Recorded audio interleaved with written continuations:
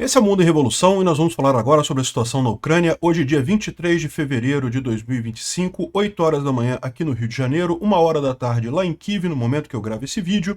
Tivemos de ontem para hoje o maior ataque com drone Shahid que a Rússia lançou em toda esta guerra. Foram 260 e tantos drones Shahid lançados num dia só contra Kiev principalmente, mas também contra outras cidades ucranianas aqui. A maior parte dos drones foi derrubada, como é o padrão, não houve nenhum dano significativo desses drones, mas isso mostra como é que é a negociação do Putin. O fato é que ele está desesperado, ele sabe que a coisa está chegando num final, ele não consegue manter essa pressão por muito tempo, está botando tudo que tem para fora, né? E, curiosamente, ontem também, vocês lembram que eu falei no vídeo de ontem sobre o acordo de minerais, que o Trump estava querendo que o Zelensky aceitasse, não sei o que lá, que ele teria melhorado o acordo de minerais e não sei o que lá, o Zelensky não aceitou, como eu falei que ele não deve aceitar. Eu acredito que vai ser aceito algum acordo nesse sentido aí nos próximos meses, mas essa questão do Trump de pressionar por um acordo rápido é simplesmente injusto. E por que o Trump está querendo pressionar o Zelensky por um acordo rápido? Porque o Trump acha que o Putin vai aceitar um cessar-fogo, vai encerrar a guerra agora no dia 24. Eu já falei para vocês que tem um cronograma meio estabelecido. O Zelensky vai falar alguma coisa hoje, ainda não falou, ainda não temos o conteúdo do discurso do Zelensky. Vai ter amanhã uma outra declaração na ONU, que seria o plano de paz do Trump e do Putin. Então o Trump acha que vai resolver essa coisa. Ele não vai resolver essa coisa, é lógico que o Putin vai dar para trás, o Putin está querendo arrancar alguma coisa do Trump o mais rápido possível, porque sabe que não vai entregar nada no final das contas, né? Então, eu imagino que o Trump, ao longo dessa semana, vai perceber que está indo na direção errada e vai mudar de caminho. É o que eu espero que aconteça. Vamos ver o que a gente vai ver nos próximos dias, aí, ao longo dessa semana. Essa próxima semana vai ser crucial nessa história toda, né? Bom, a gente teve ontem a confirmação do Elon Musk de que ele não vai cortar a Starlink da Ucrânia, como eu tinha falado para vocês também, achava que ele não ia cortar mesmo, porque seria um tiro no pé dele, ele estaria prejudicando a própria empresa, ele confirmou isso, ele entendeu, ele viu isso acontecendo, né? E da mesma forma, os Estados Unidos não vão parar de vender armas para a Ucrânia, também foi confirmado isso ontem, e pelo mesmo motivo, isso seria um tiro no pé da indústria bélica americana. Quem que vai comprar arma americana, sabendo que, aleatoriamente, os Estados Unidos podem parar de vender munição para sua arma, né? O caso da Ucrânia, o que mais afeta o armamento americano é o Patriot, né? O Patriot já está na Ucrânia, mas você tem que comprar munição para o Patriot, né? E se os Estados Unidos pararem de vender munição para o Patriot, a Ucrânia vai ter, o Patriot fica totalmente inútil. Então, no final das contas, o Patriot viraria uma coisa de valor zero no mercado de armas mundial e, evidentemente, os Estados Unidos sabem que não pode fazer isso, já falaram que não vão parar de vender arma para a Ucrânia também. Então, essa é a situação.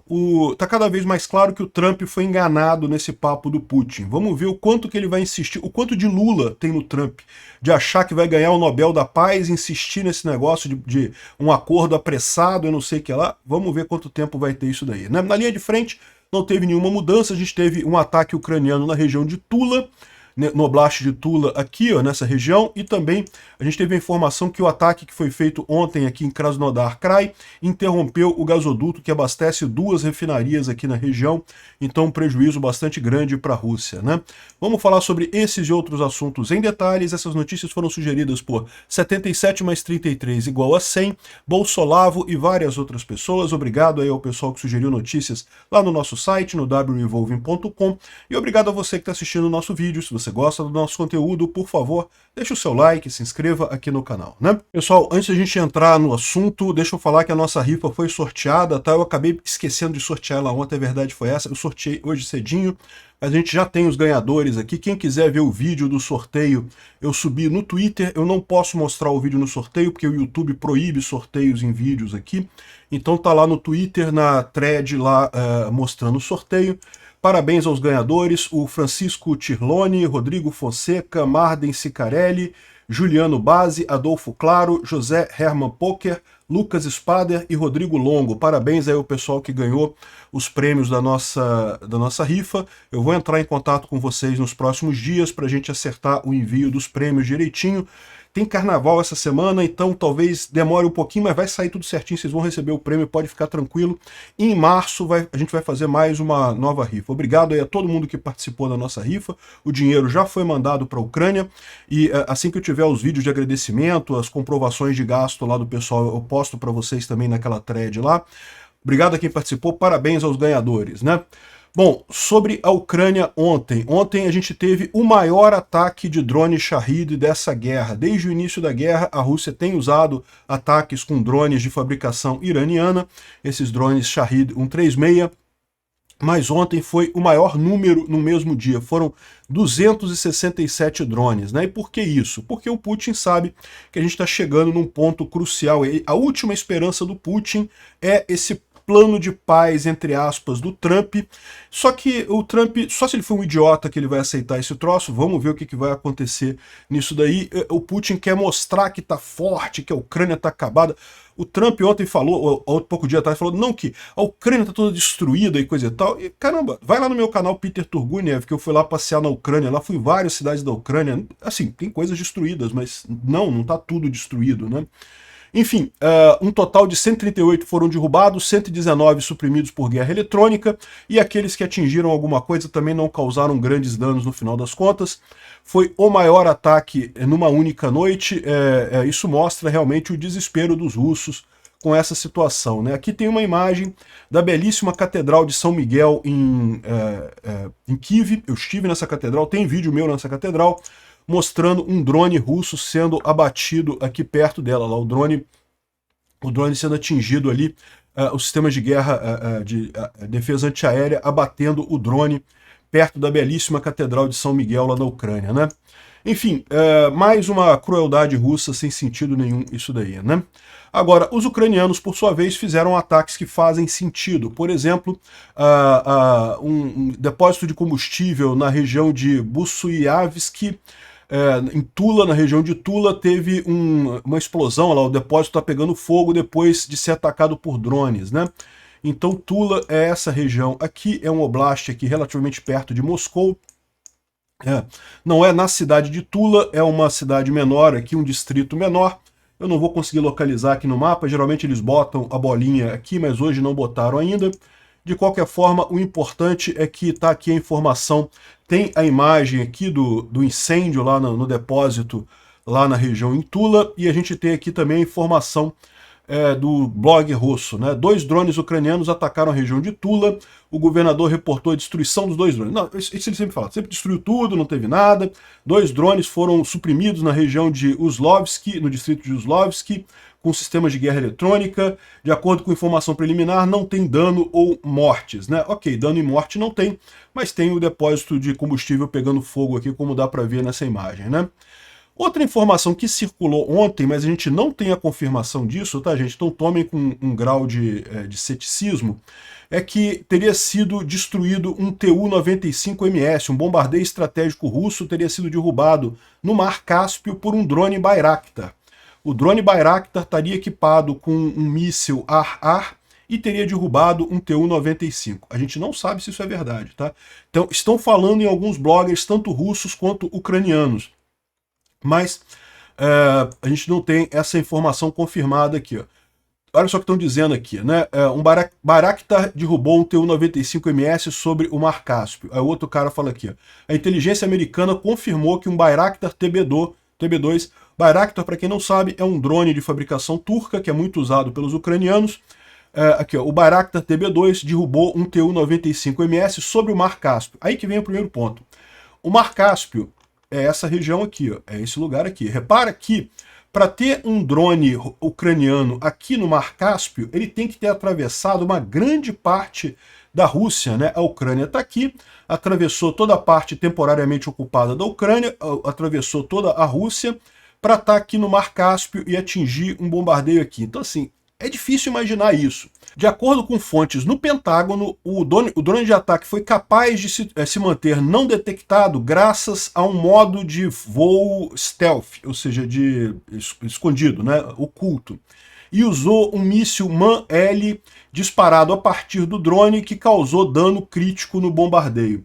De acordo com uma análise, isso é a primeira vez na história que um drone de pequena escala é capaz de destruir um bombardeio pesado aéreo, né? O Ministério da Defesa da Federação Russa não comentou ainda o incidente. Os propagandistas russos já disseram que o avião fez um pouso na água planejado, né? Então a gente não tem certeza dessa história ainda. A gente não sabe exatamente como que foi, como é que esse drone conseguiu chegar no Mar Cáspio e lançar esse míssil. Mas vamos aguardar, quem sabe a gente tem mais informações mais adiante, né? Certamente, se os ucranianos têm essa capacidade agora, é mais uma notícia extremamente positiva. De acordo com canais russos, drones ucranianos que derrubaram uma central de potência perto ali da região de Krasnodar, teriam inutilizado uma estação de bombeamento na região e com isso interrompido um hub-chave para o transporte de óleo na região de Kuban, afetando duas refinarias russas, de Afipsk e Ilsk. Ou seja, aqui nessa região de Krasnodar tem duas refinarias grandes aqui, Afipsk e Ilsk. A Afipsk está aqui, Ilsk está aqui em algum lugar também, Ilsk está aqui.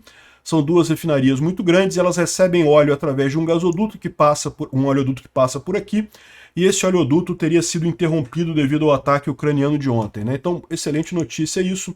A gente tem aqui essa informação dos próprios russos, né? Aqui também, ó, o pessoal falando que tem mais uma fábrica de plástico pegando fogo em Moscou, né? Então, o pessoal falando aqui que como é que as coisas pegam fogo lá na Rússia? É impressionante, isso não é normal, né? Provavelmente é uma combinação de fraude de seguro. A economia russa está muito ruim, então muito lojista, muito industrial está simplesmente preferindo botar fogo na fábrica, pegar o seguro e tentar fazer alguma coisa. Sabotagem, pode acontecer sabotagem também, os ucranianos têm agentes de sabotagem na Rússia, e ataques de drones, né? Isso aqui, desculpa, uma fábrica de papel. Fábrica de plástico foi há uns 2 dias atrás. Isso aqui é uma fábrica de papel em Rostov, mais uma que pegou fogo aí. De novo, não consta que tenha sido ataque ucraniano, mas é muito ruim. E tem outra coisa também que eu acrescentaria como mais um fator que combina nesses aí.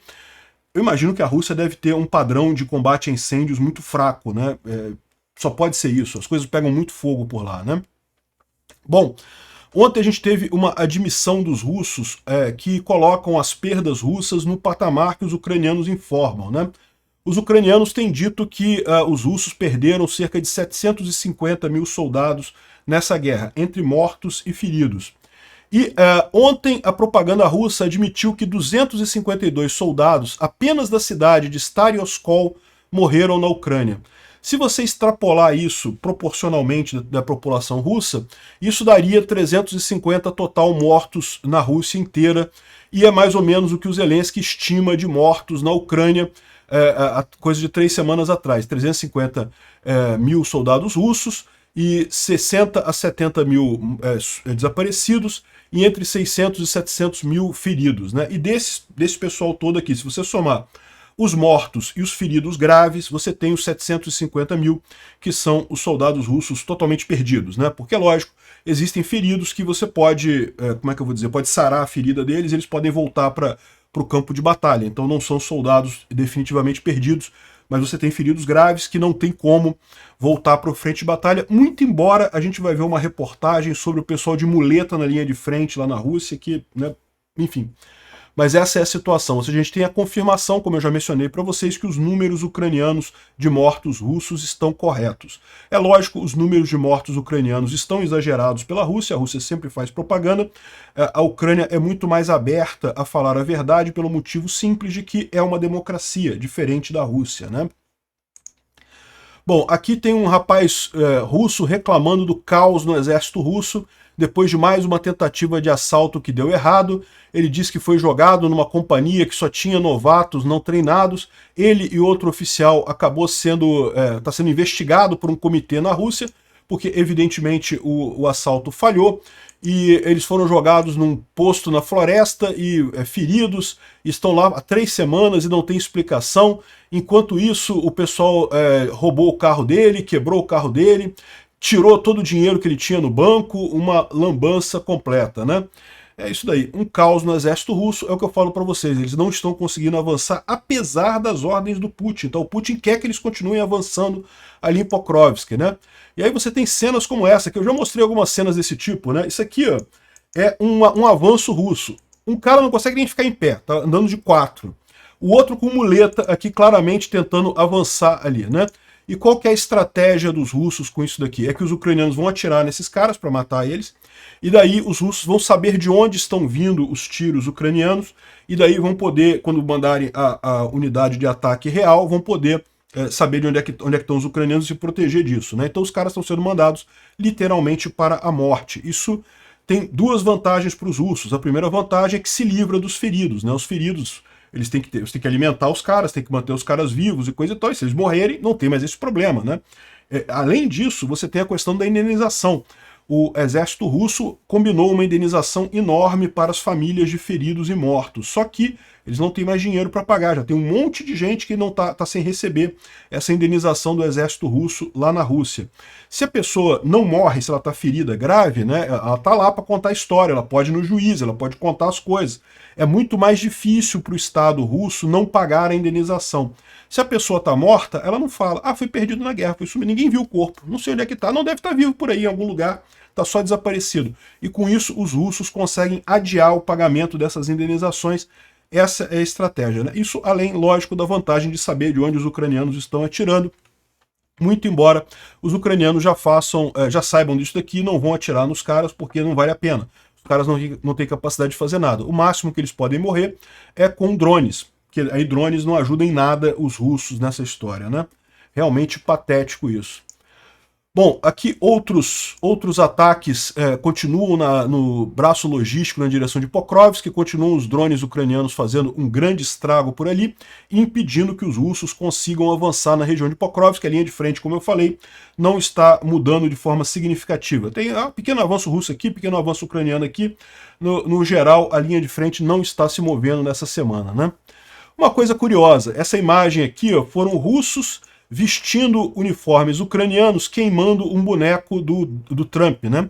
Os russos fizeram essa propaganda para dizer que, tá vendo, a Ucrânia não gosta do Trump, a Ucrânia tá brigando com o Trump, coisa e tal, enquanto isso não é verdade, tá? Isso aqui, os próprios ucranianos falam que os russos tentando imitar o ucraniano, né, falando ucraniano com um sotaque carregado pra caramba, não enganam ninguém.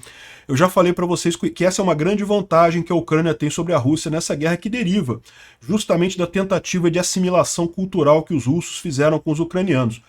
Tem muitos ucranianos que falam russo fluentemente, que os russos não conseguem distinguir de uma pessoa da região de Belgorod, sei lá, de Kursk, aquelas regiões russas mais próximas da Ucrânia, né? Um ucraniano de Kharkiv, falando em russo, soa para um russo como um russo de Belgorod, então não tem como distinguir um ucraniano nessa situação. Daí a Ucrânia tem essas vantagens de fazer grupo de sabotagem dentro da Rússia, de fazer operações dentro da Rússia. Ao contrário, os russos, quando tentam se passar por ucranianos, tem problema, porque não se fala ucraniano na Rússia. Existem algumas poucas pessoas que falam, mas é muito pouco, né? Não tem essa grande massa de falantes ucranianos na Rússia. Até quando tentam imitar isso, fica óbvio, porque o sotaque é muito carregado, né? Você percebe que é uma pessoa com sotaque errado, ou seja, essa carta só os ucranianos conseguem jogar, os russos não conseguem. Tentaram isso daqui, né? Aí é lógico que os russos querem que os ucranianos briguem com o Trump, não tenha dúvida, tá? Tem muito ucraniano chateado com o Trump nesse momento, não tenha dúvida disso não, tem muito ucraniano chateado mesmo com as besteiras que o Trump tem falado. Mas esse negócio de queimar a imagem do Trump, coisa e tal, de ameaçar, isso aqui é propaganda russa que quer fazer com que crie-se essa briga entre Estados Unidos e Ucrânia. Isso só interessa para a Rússia, né?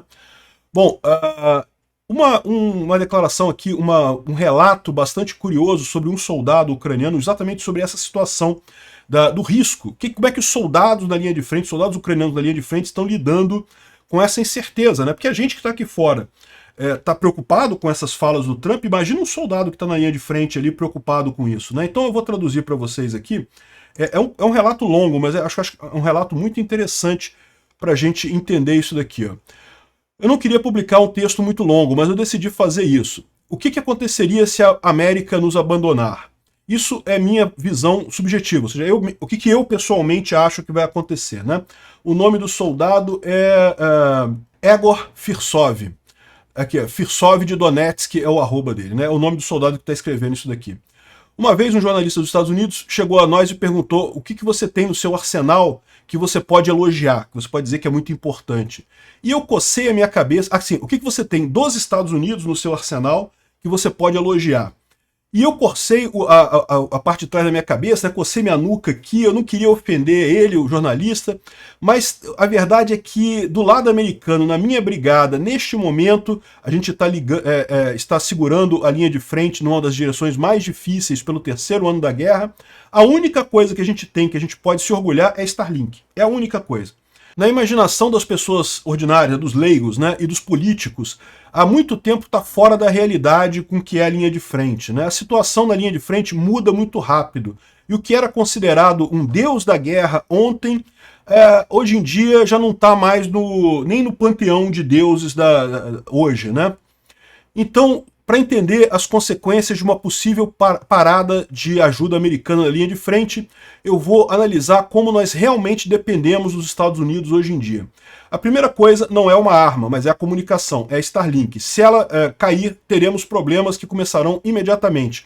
Infantaria em alguns lugares, reconhecimento, pessoal de drones, artilheiros, o pessoal de brigadas nos quartéis generais e batalhões, todo mundo usa Starlink. WhatsApp, usando o WhatsApp você pode facilmente falar com qualquer posição, saber como é que está a situação, o pessoal manda links de vídeos e coisa e tal. Depois de você destruir um objeto com drones FPV, imediatamente mandamos esse vídeo para o quartel-general, que permite que os comandantes tenham um entendimento da situação da linha de frente em tempo real. Se a Starlink for desligada, o controle vai se tornar desorganizado dentro da primeira hora. Em adição, alguns drones que operam exclusivamente com a ajuda de satélites podem não funcionar mais. Eu vou ser honesto, parece para mim que a Starlink não vai ser desligada no final das contas, porque não apenas seria uma parada de ajuda, mas um ato abertamente hostil em favor da Rússia. É pouco provável que a nova administração queira acabar completamente com isso. A gente já falou sobre isso ontem e já temos a confirmação do Elon Musk que não vai desligar a Starlink, né? Mas nós temos que estar prontos para isso. E já ontem nós tivemos que trabalhar alternativas para prover conectividade entre nós. Ontem ele está dizendo que no passado, né, como eu falei para vocês, desde 2023, que existem alguns problemas com a Starlink na linha de frente e os ucranianos têm usado outros meios para se comunicar. Evidentemente eles não vão falar quais são esses outros meios para não entregar essa informação para os russos, mas existem sim outros meios. Por exemplo, o inimigo criou uma conexão alternativa, são brigadas de Wi-Fi. Colocam Wi-Fi grandes para conectar com a internet, né? A gente vai chegar nesse ponto, se for esse o caso. Como eu falei para vocês, a Starlink ela estaria se destruindo se fizesse um negócio desse tipo, né? Aqui, ó. O segundo ponto que nós temos uma dependência significativa dos Estados Unidos é a defesa antiaérea, particularmente os mísseis Patriot, os sistemas Patriot e munição para esses sistemas, né? Nós precisamos urgentemente olhar por alternativas. Ambos os sistemas já estão na Ucrânia, mas ambos os sistemas têm alternativas europeias que a gente pode usar. De outra forma, as cidades ucranianas ficariam sem defesa. Esse ponto é o que deve ser o primeiro ponto na negociação com a Europa. Agora para as boas notícias. Não tem nada. Existe um motivo pelo qual essa guerra está sendo chamada de Primeira Guerra dos Drones, né? A maior parte dos danos está sendo causados por drones de vários tipos. E a maior parte desses drones não são dos Estados Unidos. Eu sei que os Estados Unidos financia alguns projetos através de vários meios governamentais ou não. Inicialmente, os drones eram chineses. Agora, existem drones FPV que são quase totalmente, inclusive componentes produzidos na Ucrânia. Aproximadamente 80% dos ataques que nós fazemos é por drones. O uso de outros tipos de armas diminuiu muito comparado com 2022 e 2023. Então, de novo, HIMARS foi muito importante lá atrás. Não estamos fazendo pouco dos Estados Unidos, não. HIMARS é uma arma muito bacana. Hoje em dia é pouco usada, de vez em quando é usada, mas não é mais aquela coisa fundamental que foi lá no início, né, em 2022, 2023. O uso de artilharia diminuiu 10 vezes comparada com o início lá em 2022, mesmo do lado do inimigo. Sistemas de artilharia estão gastos e tem muito poucos cartuchos, não tem precisão. A artilharia agora é usada para alvos importantes e muito específicos. Ou então como uma garantia no momento que tiver um tempo ruim e você não pode usar drones. As cápsulas para drones, nós temos um complexo militar industrial operando aqui para criação de drones e coisa e tal, que mesmo que queiram muito, não pode ser destruído. Tem milhares de porões e vilarejos, munições de vários tipos sendo produzidos. É o que eu falo para vocês, essa é a grande vantagem da Ucrânia, a distribuição da produção.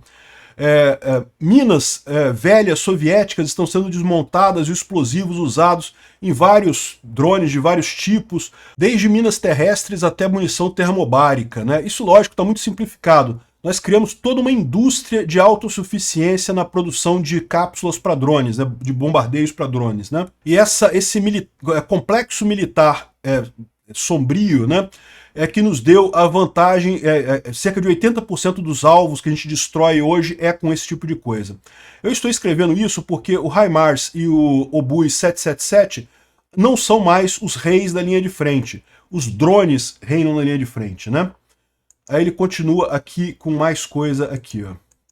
A propósito, sobre o HIMARS, infelizmente o inimigo já descobriu maneiras de evitar mudar as coordenadas deles. Então os mísseis estão chegando, mas não no lugar que deveriam, né?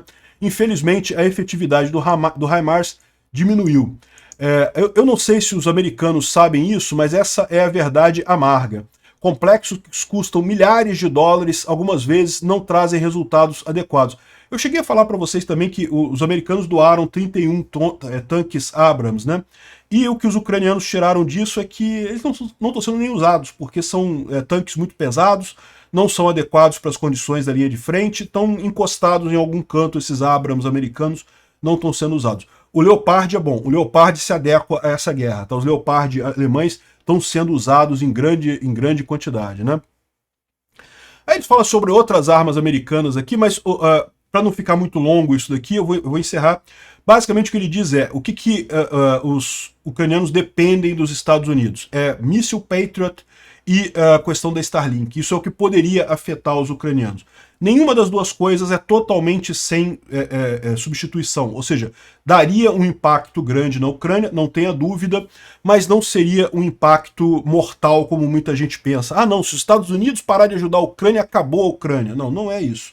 Vai ser difícil, vai ficar mais difícil. Não tenha dúvida que vai ficar mais difícil. Mas não vamos chegar nesse ponto, né? Bom, e aqui o pessoal está brincando aqui que continuam as negociações em Kursk sobre minerais. Está aqui os tanques russos, tudo acabado em Kursk, no final das contas, né? Bom, o Instituto para o Estudo da Guerra fala aqui sobre mais algumas coisas da negociação e coisa e tal, sobre as relações bilaterais e coisa e tal, mas não tem nada de significativo aqui. Bom, o Pentágono negou a fala do Trump de que os Estados Unidos deu 350 bilhões. Algumas vezes o Trump fala em 500 bilhões. Os números são chutados. É igual o número produzido pelo Postman aqui no Brasil e número produzido pelas Russettes aqui no Brasil, né? Número chutado. O que ele disse foi o seguinte: o que foi dado para a Ucrânia foi 183 bilhões, segundo eles, 58 bilhões disso foi gasto nos Estados Unidos para apoiar a indústria americana, portanto, você tem que subtrair desse número aqui, e ainda tem 3,9 bilhões que não foram enviados, é ajuda não enviada. E desse valor que foi enviado para a Ucrânia, que é cento e poucos bilhões, só 60 bilhões foram efetivamente enviados para a Ucrânia. A outra parte foi dada ao exército americano para ressuprir armas que foram enviadas para a Ucrânia. Então o dinheiro não foi para a Ucrânia. As armas foram para a Ucrânia e o exército americano recebeu esse dinheiro para comprar novas armas no lugar das que foram enviadas para a Ucrânia, né? Então está muito longe desses 350 bilhões que o Trump fala e de 500 bilhões que ele fala também, e o próprio Pentágono confirma isso. E daí, ontem eu falei para vocês sobre esse novo acordo de minerais, que eu falei que eu acho que o Zelensky não deve aceitar isso, porque claramente o Trump está querendo dar uma de... O Trump está iludido com a ideia que a Ucrânia acabou, a Ucrânia está destruída, coisa e tal, né? A russetagem em torno dele está entrando na cabeça dele que não, que a Ucrânia já era. A Ucrânia precisa de um acordo com os Estados Unidos e coisa e tal. Ele imagina que o Zelensky está blefando. Não, o Zelensky vai acabar assinando alguma coisa. Não tem jeito e coisa e tal, né? E não, o Zelensky não vai assinar, até porque ele não pode, tá? Qualquer acordo desse tipo teria que passar pelo Congresso ucraniano, levaria semanas, meses, no final das contas, né? E ontem teve mais um acordo de minerais que o Zelensky falou que não vai assinar. Mas ele deu uma alternativa. O Zelensky falou que assinaria aquele acordo Se houvesse uma diminuição da porcentagem, porque o acordo dizia que 500 bilhões tinham que ser retornados para os Estados Unidos para pagar o gasto passado, sendo que não foi 500 bilhões que foi mandado para a Ucrânia, isso seria só 100 bilhões. Então o Zelensky aceitou 100 bilhões, ok, e também parece que uma porcentagem disso, 50% disso, teria que ser reinvestido na reconstrução da Ucrânia. Então seria dado para os americanos, mas com um compromisso que os americanos iriam gastar isso na reconstrução da Ucrânia. Então, esse foi a contraproposta que o Zelensky fez para o Trump. De novo, eu acho que o Trump está imbuído do interesse de querer fazer um acordo de paz e coisa e tal. E ele não percebeu que ele não vai conseguir esse acordo porque a Ucrânia não vai aceitar esse acordo. Aqui, o Elon Musk ontem desmentiu essa ideia de que teriam ameaçado fechar a Starlink na Ucrânia. Eu já expliquei para vocês que, de novo, é importante a Starlink na Ucrânia? Sim, é. Se ele desligar, vai ser prejudicial para os soldados ucranianos? Vai ser muito prejudicial. Mas não vai ser a catástrofe que muita gente está pensando. Os ucranianos já têm desenvolvido outros meios de comunicação, desde rádios tradicionais. Qual que foi o problema da Ucrânia no início da guerra, né? Os russos conseguiram destruir o sistema de comunicação do exército ucraniano. A Starlink foi fundamental nesse momento, porque os ucranianos estavam sem comunicação militar. Só que a Starlink também começou a ter problemas já a partir do final de 2022, principalmente no Mar Negro. Não se sabe se nesse momento que o Putin começou a chantagear o Elon Musk ou a comprar o Elon Musk, não sei. O fato é que a Ucrânia, desde então, reconstruiu parte da comunicação militar dela. E se a Starlink acabar agora, vai ser ruim? Vai ser ruim, mas não vai ser essa tragédia que o pessoal está imaginando, né? E como eu falei, é muito pior para Starlink. Esse vai ser um produto que vai ter valor zero. Hoje não tem alternativa para Starlink. A Starlink é a única coisa que pode suprir, por exemplo, o interiorzão do Brasil aqui. Não tem outra alternativa agora. Mas daqui a 10 anos vai ter. A Cupier já tem satélites em órbita, já tem outras alternativas dos Estados Unidos, já tem outras alternativas da Europa. Nesse momento, quando tiver que competir no mercado, essa imagem de um sistema que, por critérios aleatórios, pode ser desligado, isso pode matar a Starlink, né? O Elon Musk não é burro a esse tempo e desmentiu essa fala aqui. A mesma coisa foi desmentida também com relação à venda de armas americanas para a Ucrânia, né? Surgiu o boato de que os americanos pararam de vender armas para a Ucrânia, já foi desmentido esse boato, e o motivo também, de novo, é a mesma coisa. Hoje em dia, a indústria bélica americana ganha um bocado de dinheiro, está ganhando ainda mais. Por quê? Porque a indústria bélica russa, que tinha um valor de mercado grande, está destruída. Todo mundo está vendo que o equipamento russo é uma bosta, né? E aí o que está acontecendo? Imagina se você vende o sistema Patriot para um país e depois os Estados Unidos decide não entregar mais armas, decide não entregar mais foguetes para a Ucrânia, né? É lógico, em todo o sistema bélico, o país que fabrica tem o direito de vetar a venda de armas em alguma outra guerra. Se aquele país que comprou a arma se voltar contra o país que vendeu, evidentemente eles têm o direito de parar de vender. Mas a questão é que todo mundo sabe que a Ucrânia é vítima nesse caso. Não importa quantas lambanças o Trump fala, quantas lambanças o Elon Musk fala, todo mundo sabe que a Ucrânia é vítima. Não tem motivo nenhum para os Estados Unidos negar a venda do Patriot para a Ucrânia. Se mesmo assim os Estados Unidos negar a venda de mísseis Patriot para a Ucrânia, o que a gente vai ter é um caso de que não se pode confiar em equipamento americano. Não vamos comprar mais equipamentos americanos. A indústria bélica americana já está caindo na bolsa de valores. Se realmente confirmar esse tipo de coisa, acabou a indústria bélica americana. O SAMP-T é um sistema fabricado na Alemanha e Itália, se não me engano, que é 100% europeu e não depende dos Estados Unidos. Então essa é a aposta dos ucranianos, né?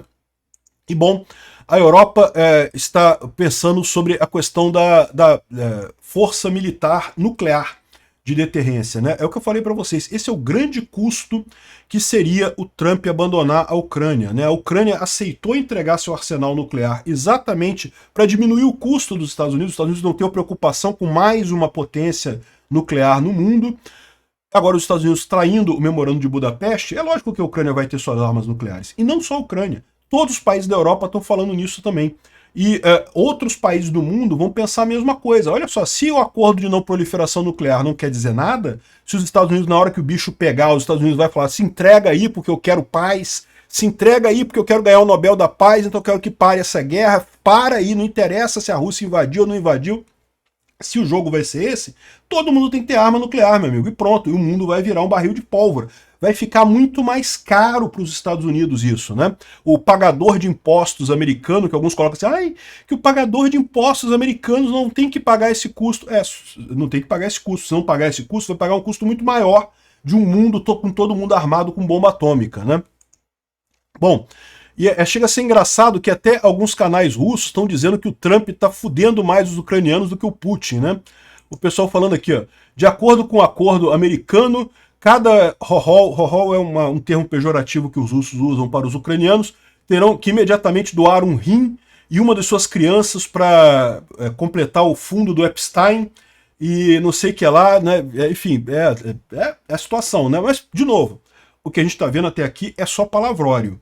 Eu quero ver o que vai acontecer quando o papel encostar na caneta. O Trump está crente que vai assinar alguma coisa com a Rússia essa semana e quer que isso seja um acordo de paz para ele poder botar estrelinha na testa dele. Acabei com a guerra, olha como eu sou pacífico. Ele vai se ferrar. Vamos ver se ele vai perceber essa arapuca que ele está entrando antes. A Ucrânia não vai aceitar esse acordo. O David D tem uma outra opinião sobre isso, tá? Ele diz que está convencido que essa posição do Trump não é a posição do Trump, é a posição do Estado americano. Era a mesma posição na época do Biden. E a preocupação deles não é a questão de arma nuclear russa, essa coisa toda. A preocupação deles é uma guerra civil na Rússia. Aqui, ó, eu estou agora 100% convencido que tanto Biden quanto Trump estão muito mais preocupados sobre uma Rússia quebrando, uma Rússia se destruindo numa guerra civil, do que a guerra na Ucrânia. É a única coisa que faz sentido. E eu falei para vocês isso mesmo, né? Os Estados Unidos ele tem uma capacidade institucional muito maior do que, por exemplo, o Brasil. Mesmo que o Trump quisesse mudar essa coisa, não conseguiria mudar. Agora, a verdade é que o Biden também estava muito reticente com relação a ajudar a Ucrânia, né? Você lembra no início da guerra? Toda a ajuda que o Biden ofereceu foi tirar o Zelensky de Kiev e entregar a Ucrânia para a Rússia. Isso era toda a ajuda que o Biden ofereceu, né? O que aconteceu naquela época? A Ucrânia não aceitou, o Zelensky botou o pé, ficou lá. Como vai fazer a mesma coisa com o Trump agora? Não vai aceitar o acordo do Trump. E daí, ainda assim, os Estados Unidos ficaram meses sem ajudar a Ucrânia, mas a partir de um determinado momento a pressão popular foi tão grande, fica tão óbvio quem está do lado certo dessa guerra, quem está do lado errado, que o Biden foi obrigado a ajudar a Ucrânia. Mesmo assim, ajudou a conta-gotas. A conta-gotas. Por quê? Esse é o grande pesadelo dos Estados Unidos, que a Rússia entre numa guerra civil, seriam entre 15 e 20 milhões de mortos, entre 15 e 20 milhões de pessoas tentando sair da Rússia, muitos indo para os Estados Unidos. A OTAN não teria outra alternativa que não seja fazer a segurança de várias áreas dentro da Rússia, haveria o possível uso de armas nucleares. Cada segredo do governo russo saindo pelos últimos 100 anos, ou seja, a quantidade de gente comprometida que ia se comprometer ainda mais ficaria grande. Aliás, eu fiz um vídeo lá no Ancapsu sobre o Krasnov, né, que seria o Trump como agente secreto russo. Eu não acredito que ele seja, tá? Eu acho que ele é só um idiota, não é um agente secreto não. Mas qualquer coisa eu vou deixar o link do meu vídeo lá no Ancapsu, nesse daqui, caso você queira saber sobre essa história, né? E isso geraria um grande dreno financeiro no Ocidente para manter a segurança na Rússia.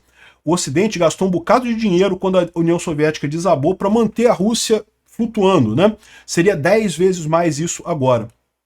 Então, o que ele está dizendo é que essa postura é uma postura do Estado americano, não é do Trump, não é do Biden. Mas, pior do que isso, o que o Trump está fazendo agora, ele está tentando chegar nesse acordo para manter a Rússia funcionando, só que não vai aceitar, a Ucrânia não vai aceitar isso, vai pro pau, né? Vai manter essa guerra com os drones dela lá sendo fabricados de forma distribuída, sem arma americana, sem Starlink, sem porra nenhuma. E aí o que vai acontecer é que a Rússia vai cair. E mais do que isso, o apoio popular, o apoio dos deputados americanos vai forçar os Estados Unidos a ficar do lado da Ucrânia nessa guerra. Não tem alternativa, é inevitável a queda da Rússia. Pois bem, o Trump está muito confiante que ele vai fazer um acordo com a Rússia para acabar a guerra na Ucrânia esta semana. O Trump, se ele acha isso mesmo, ele é um idiota. Eu lamento isso, né? Vamos torcer para ele estar fingindo esse troço todo, mas ele perceber a realidade dos fatos. O Trump é um bom homem de negócio. Ele vai perceber que ele está sendo engrupido em algum momento. Se você reparar, o tom do que o Trump falou já mudou radicalmente de alguns dias para trás para cá.